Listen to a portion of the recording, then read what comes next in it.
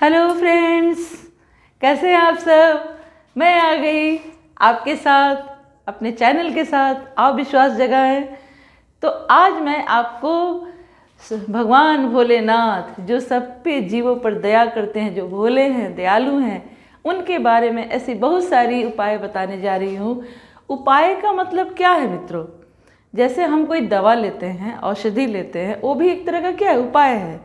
तो भगवान का जो हम पूजा करते हैं, पाठ करते हैं, उससे भगवान को खुशी मिलती है। तो सबसे पहले मैं भगवान भोलेनाथ के लिए दो पंक्ति जो भजन हो गाऊंगी और फिर आपको उपाय बताऊंगी।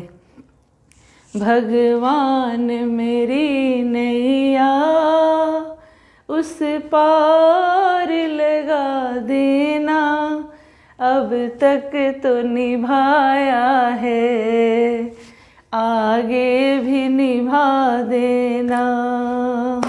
भगवान मेरी नैया उस पार लगा देना, अब तक तो निभाया है, आगे भी निभा देना।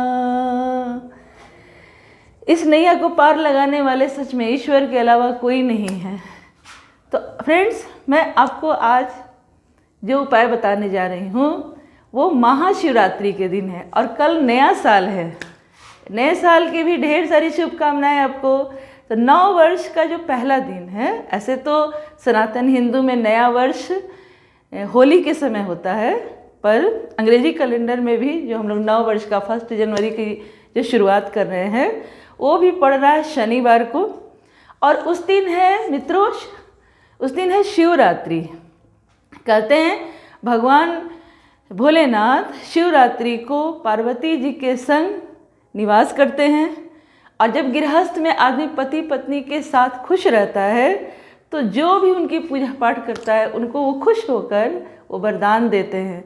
तो मित्रों, उपाय के तौर पर कल आपको क्या करना है, 12 महीने में जो शिवरात्रि आती है उसमें हर शिवरात्रि को आप अपने घर में अगर शिवलिंग रखे हैं तो 11 से 12 के बीच भगवान शिव के पास एक दिया जला दें और भगवान से प्रार्थना करें कि हे भगवान शिव, यह रात्रि आपकी है। ऐसे तो माना जाता है कि प्रत्येक शिवरात्रि को हमें जागरण करना चाहिए, पर इस भागती दौड़ती ज़िंदगी में हमसे उतना संभव नहीं हो पाता है। तो रात्रि में 11 से 12 के बीच भगवान शिव के सामने, उनके शिवलिंग के सामने या फोटो के सामने एक दिया जला दें, घी का दिया जला दें। और आप कोई भी वहाँ उनसे प्रार्थना कर सकते हैं, हे भगवान मेरे घर की आर्थिक स्थिति को आप सुधारें, मेरे घर में जो भी समस्या हो मैं आपको समर्पण कर रही हूँ। और इसी दिन, इसी शिवरात्रि को आप एक और भी उपाय कर सकते हैं दोस्तों, कि अगर आपकी कोई मनोकामना है जो लंबे समय तक आप इच्छा रख रहे हैं और अगर पूरी नहीं हो पा रही हो, तो आज का दिन भी वो करने का बहुत ही शुभ है।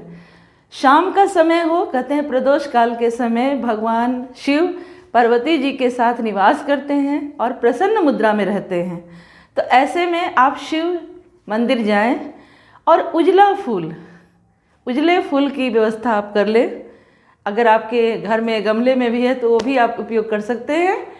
उजले फूल से भगवान शिव का श्रृंगार करें और आप देखेंगे जैसे आपको कोई सजाता है तो आपको कितनी खुशी होती है। उसी तरह भगवान को भी मनाने का, सजाने का ये दिन है शिवरात्रि।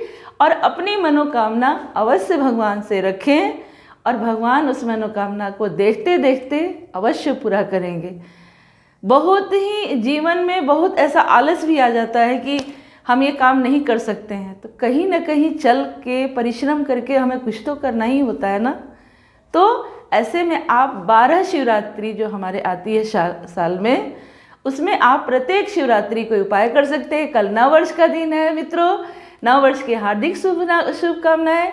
और आप स्वस्थ रहें, मस्त रहें। हमारे चैनल को सब्सक्राइब करें और कमेंट बॉक्स में जय भोलेनाथ अवश्य लिखें, जिससे आपको भी ये कृपा प्राप्त हो और मुझे भी ऐसा लगे कि मैं जो उपाय बता रही हूँ वो काफ़ी श्रद्धा से लोग सुन रहे हैं, कमेंट बॉक्स में मैसेज कर रहे हैं।